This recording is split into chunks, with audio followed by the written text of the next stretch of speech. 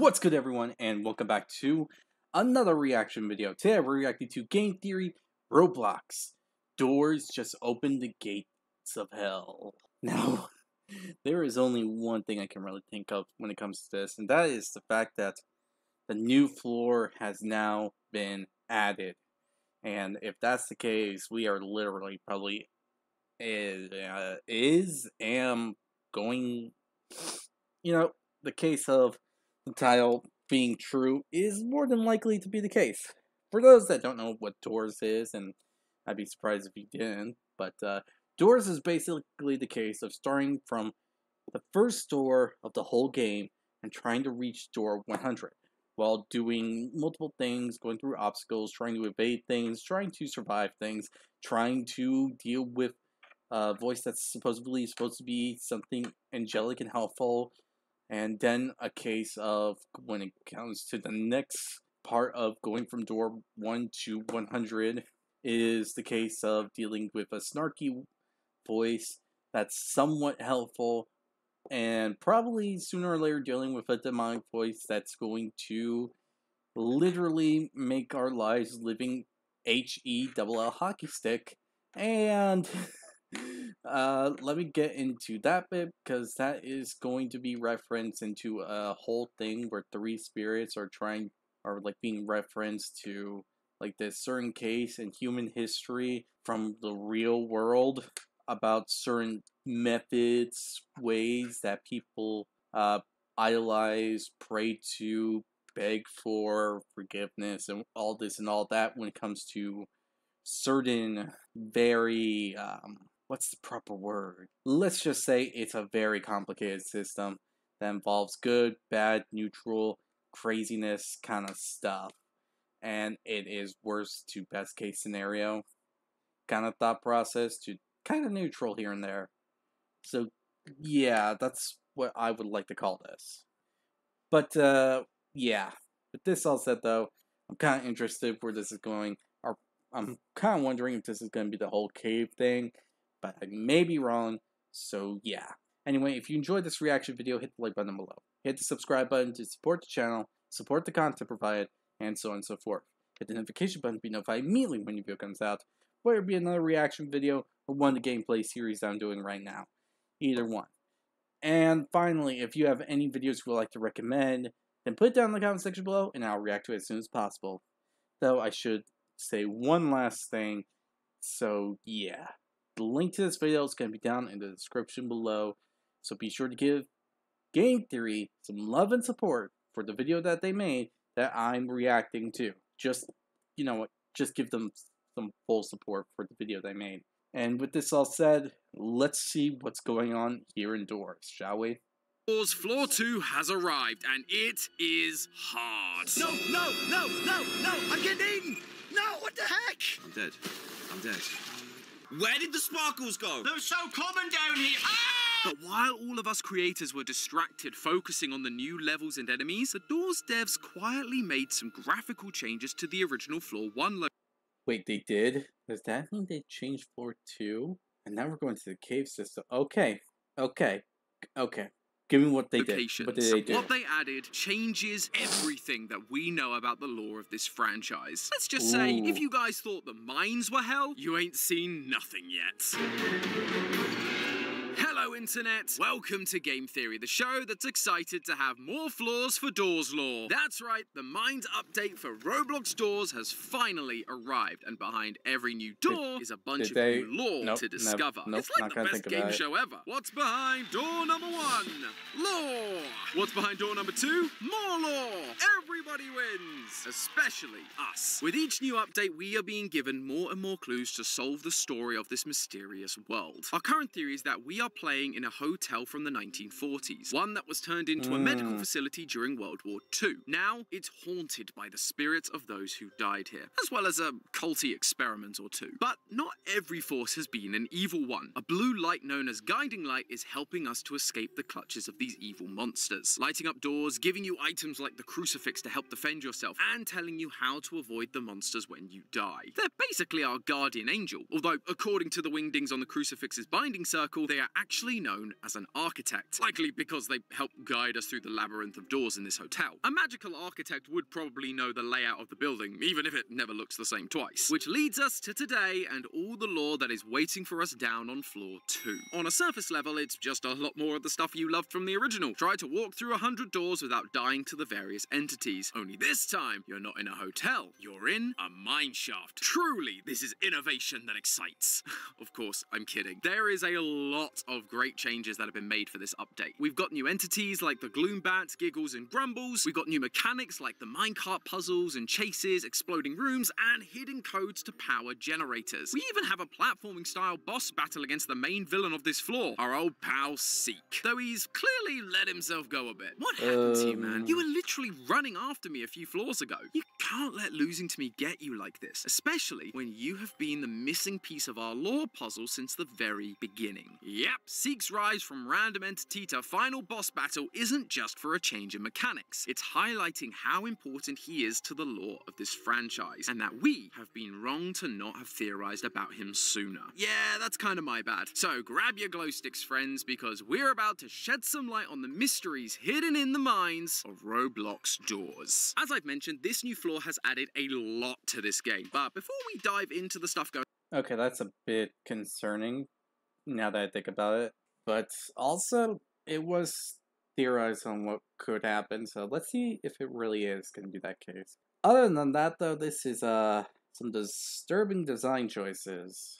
Not gonna lie. Then again, I guess it's supposed to be like that, considering we're going underground and all that. Yeah, just yeah.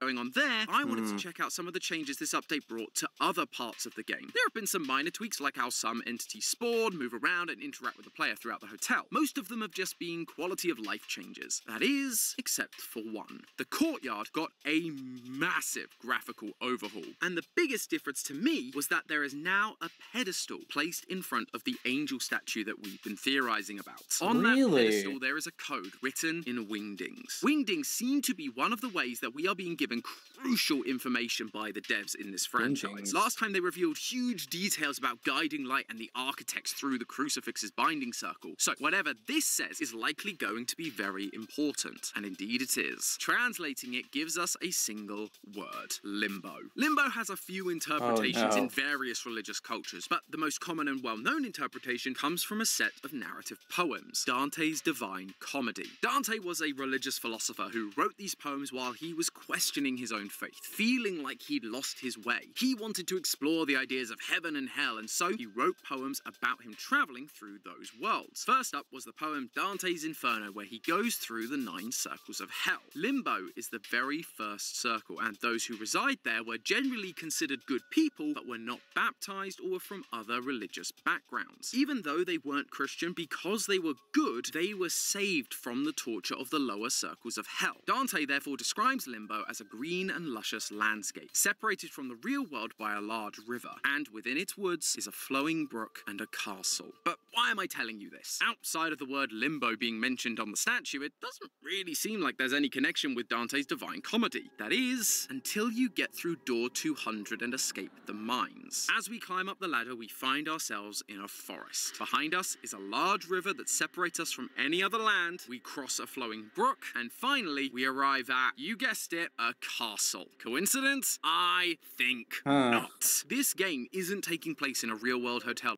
Okay, that's... wow. We the players are literally in limbo. The in-between between heaven and HELL hockey stick. That's not really something I expected to actually hear, to be honest. Anything else, and I would actually kind of expected it, at least to a very, very small degree. Like, probably like a back thought that I just decided to ignore and think, it's not going to be too important. Oh, wait. This thought process was important. So, yeah, this is very interesting. Very interesting indeed.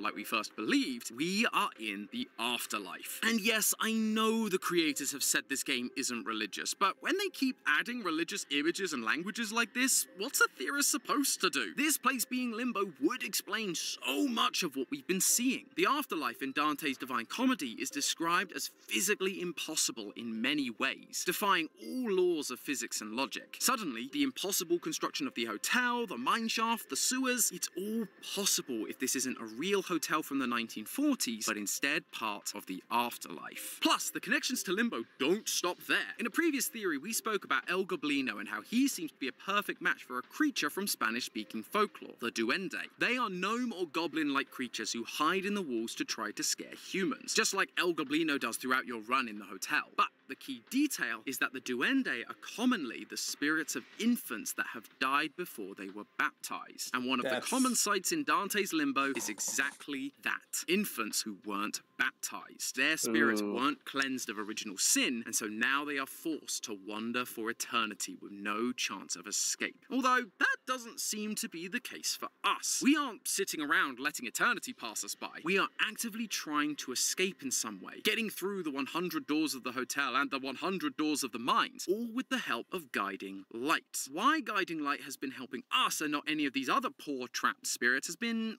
unclear at best. But with these connections to Dante's Divine Comedy, I think we might have an answer. It's important to know that even though the Divine Comedy takes place in the afterlife, Dante himself isn't actually dead. He had simply lost his way. He was questioning his faith, which led to beings from heaven like the Virgin Mary and St. Lucia to send him a spiritual guide to help him. So it's not like we're dead or anything. We're just trying to find our way of making the world work. At least that's what I think it might mean, but I could be wrong when it comes down to it. I'm not afraid to be wrong if that is the case. Him get through the 9 circles of hell, as well as purgatory and eventually heaven, all with the hope that after he returns to the mortal world, he will be enlightened and find his way again. So they send the soul of the famous Roman poet Virgil to do just that. Virgil becomes Dante's guide, explaining the different circles as they go and helping him traverse the confusing landscape. This is a perfect parallel for guiding light. For a while, we believed that this angel statue we saw in the courtyard was guiding light in physical form, the guardian angel that was going to help us through the game. However, once we translated the wingdings from the crucifix's binding circle, we've been less and less sure about whether that's the case. It refers to guiding light as one of 3 architects marked by celestials. Last time we spoke about how the term celestial or celestial beings has been used throughout history to describe angels and other heavenly beings, but guiding light has been specifically referred to as something else, and now we know why. Guiding light isn't a celestial or angel or heavenly being. They are a spirit sent by the celestials to guide us through limbo, like Virgil was sent by the Virgin Mary. That's why guiding light is helping us and not the other entities we see. The other entities are the spirits of the dead. Their fate has been sealed. They are unable to go back to the world of the living, but we aren't dead yet. We're just visiting the afterlife, and guiding light is the one to help us get through it. That doesn't mean we're done with this angel statue. No, sirree. If it isn't guiding light, then it does feel like it needs to be someone else. Otherwise, what's the point of not only including the angel statue to begin with, but also giving it a massive glow up during this update? Oh yeah, it's not just the pedestal in front of the statue that changed. The actual statue has been altered dramatically. Rather than this massive angel with its face shrouded in darkness, wings that curve around its body, and a 2-handed sword stance, we now have a much more open and obvious visual. The angel now stands in a triumphant pose, its sword held with one hand, and 4 wings spread out wide. We can also see its face, and though it's plain, it does have a band of... That is a bit suspicious, not gonna lie. The way the statue's described, eyes circling. This is something to really think about. Not gonna lie, just feels too suspicious. This depiction matches what we get from the prophet Ezekiel in the Bible. In chapter 10, he describes cherubim as creatures with 4 wings and so many eyes that they cover every part of their body. Yeah, not quite the cute little baby angels we often see them depicted as. And the reason they had hundreds of eyes like this was because the cherubim were responsible for guarding and protecting what belonged to God. They were warriors. They had to keep watch and see everything. It's a pretty solid match for our statue here. Although, when I got thinking about hundreds of eyes, it did remind me of another entity in this game that also has hundreds of eyes and likes to keep watch. One that I mentioned right at the start of this episode. In the main lobby of the hotel, you can find these white eyes with black goop hidden around the room, constantly watching you. During any of your runs, there is a chance that at a random point, you'd begin to see these eyes appear once again on the walls. The further you went, the more and more eyes appeared, until eventually you would enter a large hallway where, out of a puddle of black goo, Seek would emerge to chase you down. They then return in the Minds update to once again chase us, but they also become a giant goo monster as part of the final level, and in this form, they are covered in dozens. What happens if that's its original form and it's been using a small replication of its body to hunt you down? At least that's what I'm thinking when it comes down to the subject, because that seems to make sense in this matter of speaking.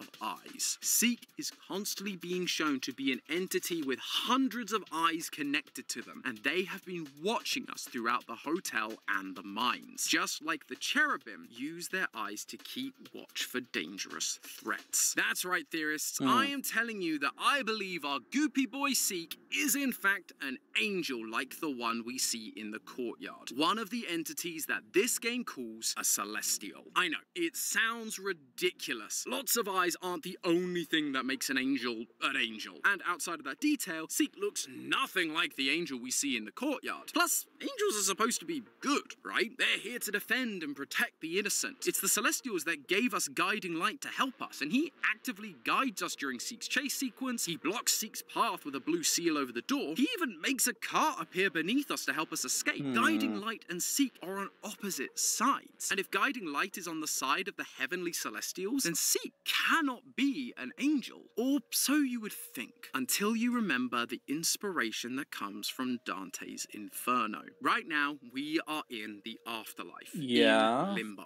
During his time in hell, Dante speaks to multiple angels that are stuck there, although only one of them gets top billing. And he is also described as not quite looking like his original beautiful form, Lucifer. We've actually talked about Lucifer before. In one of our earlier theories, we thought it was connected to Curious Light, the yellow light and one of the other architects that quote-unquote helps us in the back door and room levels of the hotel. But just like Guiding Light, it's clear that these architects are not angels themselves, and so Curious Light cannot be Lucifer. Don't worry, little guy, we'll figure you out eventually. In case you're unaware, Lucifer was originally one of the highest ranking angels in heaven. Ezekiel describes him as God's anointed cherub, aligning him with the statue from the courtyard. Eventually, Lucifer became prideful and rebelled against God, wanting all of the glory for himself, leading to him falling from grace and into the underworld. In Dante's Inferno, Lucifer's form is described as monstrous, deformed, and hideous, not like the angelic appearance he had before being cast out. However, despite this, he did maintain some of his angel-like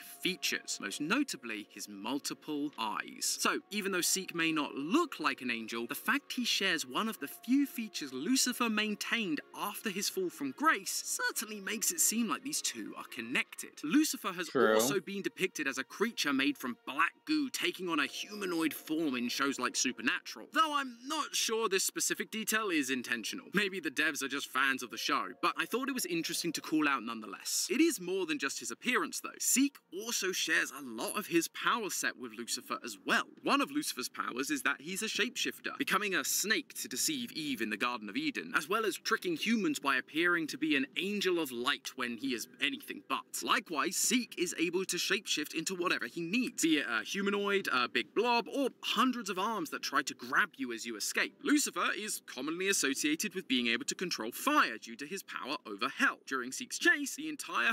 I mean, I get that, but I don't know, that just seems pretty random at the end there, about whole elemental powers and all that. Though it is interesting to hear about mental health and all that. It's a rarely talked subject when it came to superhero stuff. Wonder how this is gonna turn out in the end. a hotel bursts into flames. And to top it all off, in religious contexts, Lucifer is shown to corrupt the minds and souls of people, tricking them into sinning, turning them Sounds into right. worse versions of themselves. And Seek has been doing the exact same thing. In the mines, there's a new entity called a giggle. They are white what? tentacled monsters with giant teeth that hang from the ceiling of dark rooms and jump scare you. You may notice that sounds awfully similar to an entity from the hotel called Screech. Screech also has a white face, tentacles, large teeth, and hides in dark rooms. That's the only true, difference isn't it? is that Screech is partially covered in black goo. Seek's black goo. The developers are showing us that Seek is taking control of entities like the Giggles and corrupting them, turning them into even worse monsters. We actually see this happen in real time at the end of the game, where Seek absorbs the giant grumble at the face of the castle. And he has the power to do all of this because we're in his domain. In the Bible, it is said that God created hell for the devil and his minions to rule over. Likewise, the Celestials made this version of Limbo for Seek to rule over. That's why the angel statue with the word Limbo written next to it is standing in such a triumphant pose. This is Seek's true form, a four-winged, multi-eyed cherub, just like Lucifer. Damn. He may have lost the battle against the other Celestials, but now he's been given this domain to rule, and so there he stands proudly. Seek is a fallen angel, a cast.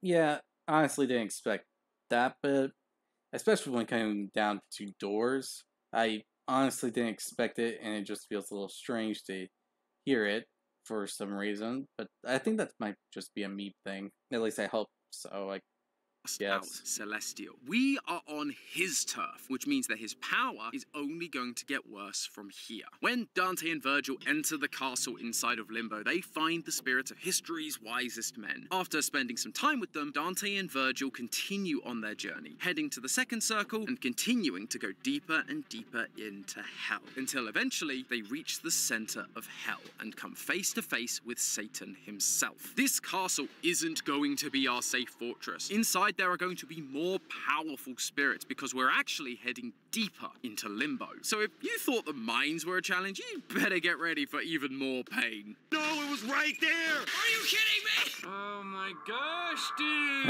And it's not going to stop at the castle either. When you beat the mines, you unlock an achievement called that's a bit crazy. Honestly, didn't expect it, but then again, doors can be rough, to say the least. At least that's my personal thought on it. But yeah, that just seems a bit too sus. See you soon. Like Dante, we are going to be heading deeper and deeper into this hell we find ourselves in. And that achievement is a message from Seek, promising that they're going to keep following us through hell, and as they do, they are going to become more and more powerful. We've actually already seen this happen with the 2 floors we have available. In the hotel, Seek only had one form, and while he was able to manipulate the space, he could really only chase us. But now that we've fallen lower down into the mines, he took on a much bigger and larger form, gaining even more power. So eventually, I could see us ending up at Hell's center, where Seek is going to be at his strongest. Maybe we'll even see him take on some of his original form. But if we defeat him, we'll finally be able to escape and receive the enlightenment we're after. Of course, Seek isn't going to take any of this lying down. He's going to keep trying to stop us on each floor before we get there. In fact, he's actually the most determined entity to try and stop you. Entities like Rush, Halt, and Ambush are just spirits that float through the hotel and kill you if they pass by. Sure, you still end up dead, but it's relatively passive. The figure, while Honestly, I don't know how to feel about that. It would just, I don't know, might be weird, at least in personal opinion. But then again, I could be wrong. much more active, is animalistic, acting on sound and instinct. Seek, on the other hand, is different. Seek actively chases you. He creates obstacles to stop you getting away, and when Guiding Light puts a seal over the door, he continually bangs on it, trying desperately to get to you. This felt like a crucial distinction for Seek's lore, but I couldn't really figure out why he acted differently. Does he not want you to reach enlightenment? Is it that he believes nobody should be able to leave the afterlife once they're there? Maybe it's because you're in his domain and he simply wants to remove the intruder. That's basically the plot of the Tower Heroes crossover event, to keep the humans out. But then again, that event isn't canon, so can't really rely on that either. However, if you so happen to die to Seek while in third-person mode, we finally get our answer. Normally when you you die, you just fall over, but with Seek, your body quickly turns black, and we hear a modified version of Seek's cry. We are being covered in Seek's black goo, just like we've seen with the Giggles and the Queen Grumble. He is trying to take over our body. And what's more, I think I know why. Remember, in Dante's Inferno, Dante wasn't bound to the afterlife. He was merely visiting. We are merely visiting. We are the only ones who have the ability to freely travel through the different realms of hell, purgatory, and at the very end of Dante's Divine Comedy, even heaven, the realm of God, the realm of the Celestials, the realm of the ones who put Seek in hell for rebelling against them in the first place. Seek may be the ruler of this world, but that doesn't mean he wants to be there. This is a punishment for him, just like everyone else. I believe he wants to go back to the Celestial realm to face off against the Celestials once again, and we are the ones who are going to help him do it. We are the ones able to move between realms, and so by catching us and taking over our bodies, he can too. Before now, we never really talked about Seek, mainly because outside of his cool chase sequence in the hotel, he didn't really do anything. He felt like all style and no substance. Instead, we all focused on the figure as the main antagonist because he was the big bad we had to try and stop in the hotel. But now, in the mines, the figure is nothing more than a background character. We are being shown that Seek is the real threat we need to worry about. I mean, what greater threat is there than the devil himself, right? The one who was cast down by the Celestials, now trying to return, and we are his ticket out of here. Which means it's even more important that we put a stop to him once we get to Hell's Center. And don't worry, this update took 2 years to come out, so we have plenty of time to get good before that happens. But hey, that's just a theory. A game theory! Thanks for watching. If you want to keep going deep... So that's an interesting theory to really think about. So basically, despite the fact that we're told this isn't supposed to be a religious thing, it's going to be a religious thing. At least in some way or factor, in the very least. That's a interesting sounding theory. Can't disagree with it, because I'm going to have to play Doors myself, but so far so good, it doesn't really seem that bad. So yeah, not a bad thing, but not really a fully good thing either, I think. Kind of hard to really say when it comes to the matter. But yeah, with this said, I hope you all enjoyed this reaction video. If you did, hit the like button down below. Hit the subscribe button to support the channel, support the content provided, and so on and so forth. Hit the notification button, be notified immediately when the video comes out. And tell me what you think of this video so far in the comment section below. I'd like to hear your opinion on the matter. And yeah, with this said, I hope you all enjoy, and I'll see you all next time. Bye!